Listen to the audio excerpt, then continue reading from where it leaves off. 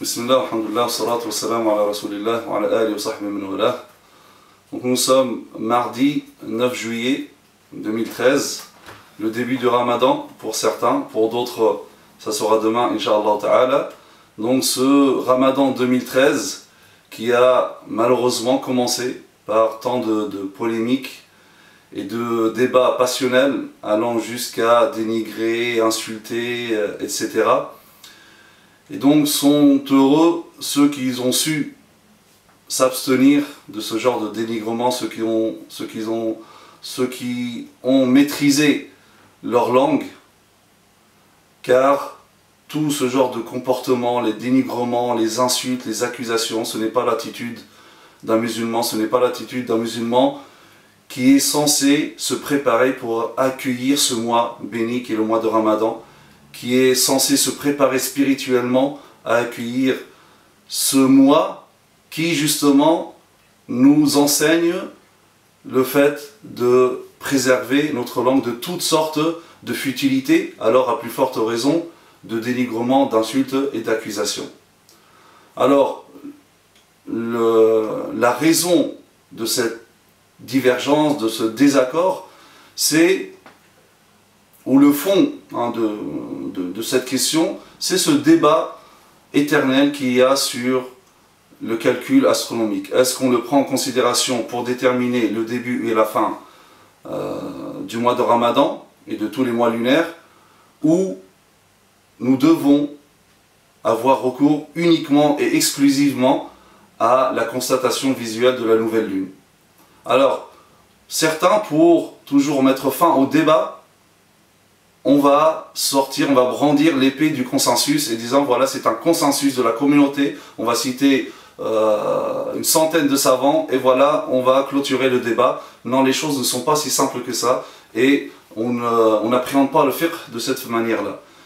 Alors, il faut tout d'abord préciser qu'il n'y a pas de ijma' par rapport à cette question-là. Il n'y a pas de ijma'. D'ailleurs, l'imam al-Qarafi, dans son livre Al-Furuq, il cite, il dit, il y a deux avis chez les Malikites et deux avis chez les Shafi'ites, mais il dit bien que l'avis prédominant, al-mashhur, c'est l'interdiction de se référer au calcul astronomique. Mais le fait qu'il y ait deux avis dans l'école, c'est qu'il y a quand même divergence. Et cette divergence, donc, est relative tout d'abord à la version du hadith du prophète sallallahu lorsqu'il dit « Sumu li ru'yatihi wa aftiru li ru'yatihi » donc jeûnez lorsque vous voyez la nouvelle lune et rompez le jeûne lorsque vous voyez la nouvelle lune. Et si vous ne voyez pas la nouvelle lune à cause donc, des nuages, alors complétez à 30 jours le mois de Sha'ban. Dans une autre version, faqduru lah, donc estimez-le. Donc le début de cette divergence, c'est par rapport à la prise en considération du calcul astronomique lorsque le ciel est couvert. Et là, on voit des grands savants parmi les tabi'in, génération des tabi'in, dont Mutarraf ibn Abdullah ibn Shakhir, donc lui est d'avis de prendre le calcul astronomique lorsque le ciel est couvert. Et donc il dit faqduru lah veut dire estimez-le, estimez donc calculer la position de la lune. Un autre grand savant parmi les Shafi'ites qui s'appelle Abu al-Abbas ibn Surayj, lui dit que en fait les deux versions, la première version complétée le mois Sha'ban à 30 jours, ça s'adresse à ceux qui ne savent pas calculer, et faqduru lah c'est la version qui s'adresse à ceux qui savent calculer. Et ensuite dans les écoles il y a eu un débat sur cette question-là, et donc par exemple, et ça je parle sur le fait d'utiliser d'une manière générale le calcul astronomique pour déterminer le début du mois de Ramadan ou sa fin. Ibn Abidin, donc dans Rasail ibn Abidin, donc il cite trois avis à ce sujet-là. Al-Nawawi dans le Majmou' il en cite 5, lui il est pour le fait de ne pas utiliser, mais le fait qu'il cite 4 autres avis, c'est-à-dire qu'il y a divergence. En réalité, les seuls qui ont été très farouches dans le rejet du calcul astronomique, c'est les Hanbalites, et avec eux Ibn Taymiyyah qui était très farouche et qui lui aussi disait que le consensus était le rejet du calcul astronomique. Mais il faut savoir qu'en réalité, et ça c'est une erreur de prendre un avis qui appartient à un contexte et de l'utiliser et de le comprendre en abstraction de ce contexte. En réalité, tous les savants, dont An-Nawawi, dont Ibn Hajar, dont Ibn Taymiyyah et d'autres qui réfutaient l'utilisation du calcul astronomique, ils ont été, non seulement ils se sont basés sur les textes, mais aussi ils ont été influencés par leur contexte.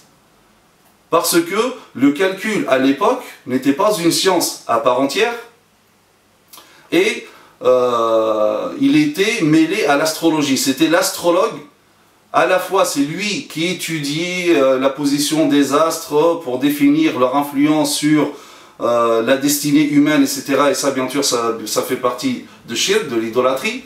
Mais c'est le même aussi qui faisait des calculs, bien sûr, très approximatifs pour calculer la position de la Lune.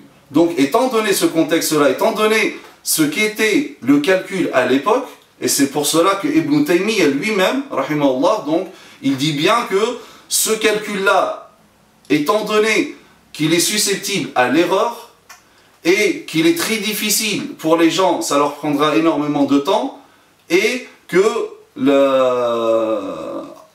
les textes nous ont donné un moyen plus sûr, meilleur. Et là, si on prend la vie d'Ibn Taymiyyah, ces paroles d'Ibn Taymiyyah, et si nous les comprenons aujourd'hui, on voit qu'il ne parlait pas du tout de la même chose. Le calcul astronomique aujourd'hui n'est pas susceptible à l'erreur. L'erreur est moins de 1 sur 100 000 millièmes de seconde. Donc c'est un calcul précis et catégorique. Il n'est pas difficile pour les gens. Ça s'enseigne dans les universités, c'est à la portée de tout le monde, il y a des annonces, donc c'est très facile de l'avoir. Et aujourd'hui, il est beaucoup plus fiable et catégorique que la constatation visuelle. Donc, on voit que l'avis des savants, donc, il appartient à un contexte. Et donc, il faut comprendre ces avis-là au lieu de les sortir de nos jours pour dire voilà tel savant, qu'est-ce qu'il a dit par rapport au calcul astronomique. Il faut le remettre en son contexte et voir qu'est-ce qu'était le calcul à l'époque. Certainement, ces savants-là, s'ils étaient là de nos jours, ils auraient certainement changé d'avis. Et d'autant plus que même dans ce calcul en fait astronomique, en fait la question c'était, ou la cause de cette divergence, est-ce que la constatation visuelle est un acte d'adoration en soi? Est-ce que c'est ça la cause de l'obligation du jeûne, ou c'est juste un moyen? Donc là il y a eu divergence, ceux qui disent non, c'est la constatation visuelle c'est un acte d'adoration en soi, et c'est la cause de l'obligation du mois de Ramadan. Donc, il faut, pour déterminer ou pour annoncer le début du mois de Ramadan, avoir vu la nouvelle lune. Les autres disent non, là il s'agit uniquement d'un moyen dont disposait le prophète sallam à l'époque. Et d'ailleurs, c'est pour cela que lui-même dit textuellement Inna ummatun la naktubu wa la nahsab. Donc, nous sommes une communauté qui ne sait ni écrire ni calculer. Écrire et calculer, il parle du calcul de manière générale. Donc ensuite il dit le mois, c'est comme ça en disant 3 fois donc 30 ou 29. Alors, ici le prophète sallam décrivait une situation. Ce n'était pas, comme dit Ibn Taymiyyah, il dit ce hadith-là veut dire que il nous est interdit d'apprendre ce calcul-là parce que les textes nous ont donné quelque chose de meilleur, de plus fiable. Il faut toujours avoir à l'esprit qu'il parlait du calcul de l'époque. Or, le prophète sallam est venu pour sortir cette communauté de l'ignorance vers le savoir. Donc là, il décrivait une situation, mais lui a appelé justement à la connaissance, au savoir, pour sortir la communauté de cette ignorance-là. La communauté n'est pas condamnée à ignorer le calcul astronomique. Donc c'est pour cela que certains savants disent que le prophète sallam dans le hadith Soumu li ru'yati wa aftiru li ru'yatihi, donc il nous donne une finalité qui est la détermination du début du mois de Ramadan, et il donne un outil dont il disposait à l'époque. Or, de nos jours, nous avons un outil qui est plus catégorique et plus précis, donc on se doit d'utiliser ce moyen-là. Donc ce n'était pas l'objectif du prophète sallam, c'était nous orienter vers un moyen et non pas dire que le calcul était interdit en soi. Et d'ailleurs, même le calcul astronomique utilisé maintenant, il prend quand même en considération la visibilité, parce que ce qui est calculé, c'est la possibilité de voir la nouvelle lune. Est-ce que c'est possible ou pas?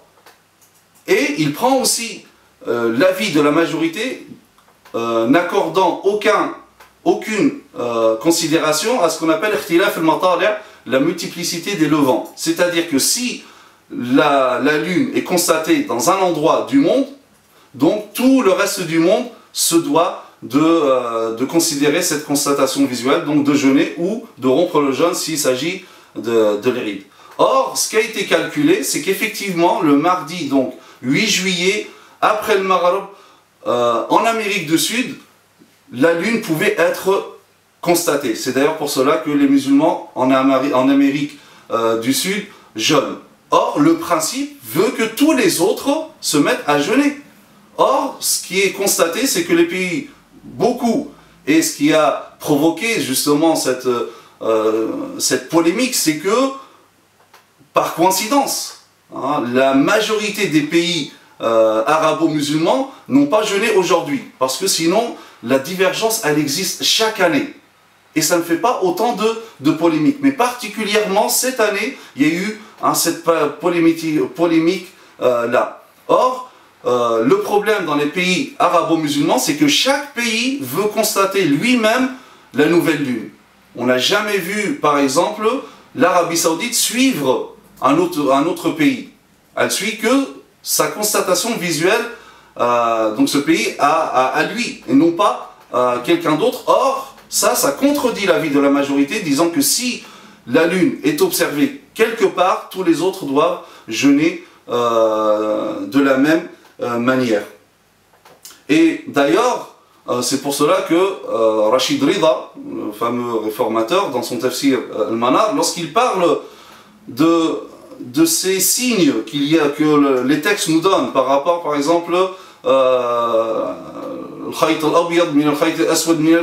que Allah Azza wa Jalla parle donc de la distinction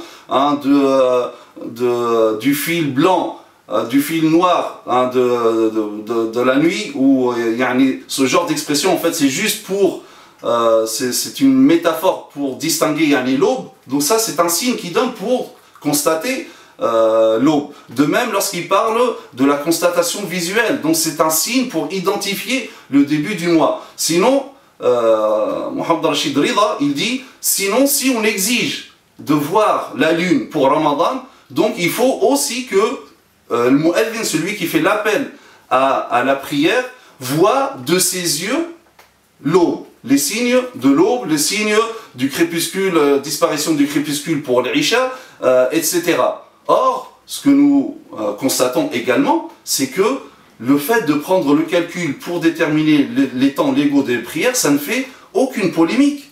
Pourtant, les textes parlent, donc, c'est à partir que le soleil quitte le zénith. Or, personne d'entre nous va observer le soleil, est-ce qu'il a quitté le zénith ou pas.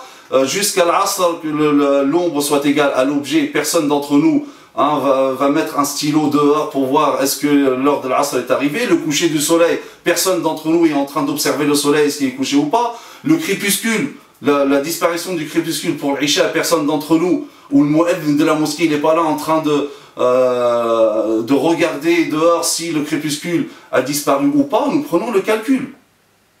Donc, pourquoi cette polémique uniquement par rapport aux jeunes? Et d'ailleurs, parmi les savants qui ont appelé à l'utilisation d'une manière absolue le calcul astronomique, il y a Ahmed Shakir, le grand savant de hadith, est considéré comme salafi, il est mort dans les années 50.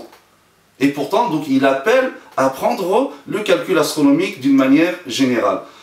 Alors, juste une dernière chose, certaines personnes disent à ceux qui ont choisi de jeûner d'arrêter, de rompre le jeûne parce qu'il est interdit de jeûner ce jour-là, etc. Donc tout d'abord, j'ai dit, et je rappelle, que cette question-là relève de l'ijtihad.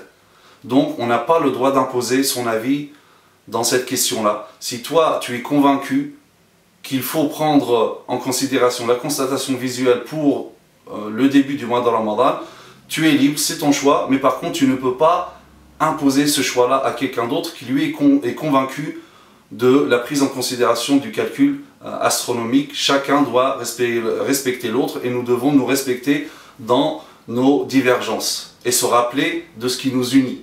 Hein, comme j'ai dit, c'est 28 jours que nous allons jeûner ensemble.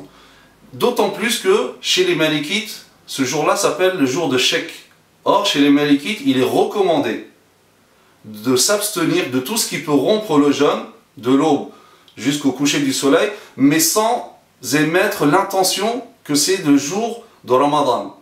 Car si on met l'intention que c'est le jour de Ramadan, là ça devient répréhensible. Non pas interdit, mais répréhensible, makruh.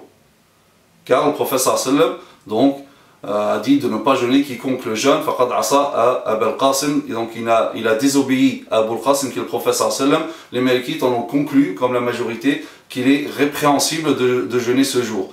Donc si quelqu'un de son choix, il va s'abstenir donc de tout ce qui rompt le jeûne sans émettre l'intention du jeûne, pour les Malikites c'est même recommandé. Et si jamais il s'avère que ce jour-là, il ne faisait pas partie de Ramadan, donc la personne n'a pas jeûné le jour de Shek, le jour du doute, car il n'a pas émis l'intention, c'est juste une abstinence uniquement. Et s'il s'avère que c'était le premier jour de Ramadan, au moins la personne n'aura pas bafoué un jour ou la sacralité du mois de Ramadan, mais bien sûr, étant donné qu'il n'a pas mis l'intention de jeûner le mois de Ramadan, il devra rattraper ce jour. Donc pour dire à la fin qu'il ne faut pas oublier que les grands savants qui ont pris en considération le calcul astronomique sont nombreux, dont Ahmed Shaker, qu'on a vu, le Conseil européen de la fatwa qui réunit une trentaine de savants de tout le monde musulman, et parmi les plus grands savants du monde musulman le prennent en considération. Il y a même le comité mondial de fiqh affilié à la Ligue mondiale, à la Ligue islamique mondiale. Ils prennent le calcul astronomique uniquement pour infirmer le témoignage. Mais c'est déjà un premier pas. Donc, il faut un petit peu de retenue, de respect vis-à-vis des savants, d'humilité. Les savants savent ce qu'ils font et jamais un savant ne pourra aller à l'encontre d'un texte religieux. Comme le dit Ibn Taymiyyah, lui-même dit il ne faut jamais croire qu'un savant puisse aller à l'encontre des textes de sa propre volonté comme ça, juste pour contredire le texte. Il y a forcément une explication, il y a une compréhension derrière. Donc il faut de la retenue, du respect vis-à-vis des savants. C'est pas n'importe qui a formulé ce genre d'avis. Donc retenez vos langues. Nous sommes donc à l'approche de ce mois. Certains sont dedans, demain les autres, Inch'Allah. Mais c'est un mois qui nous apprend à contenir notre langage. Retenir ou choisir les propos que nous allons dire, car tout cela nous serons jugés pour tout ce qu'on va dire le jour du jugement dernier.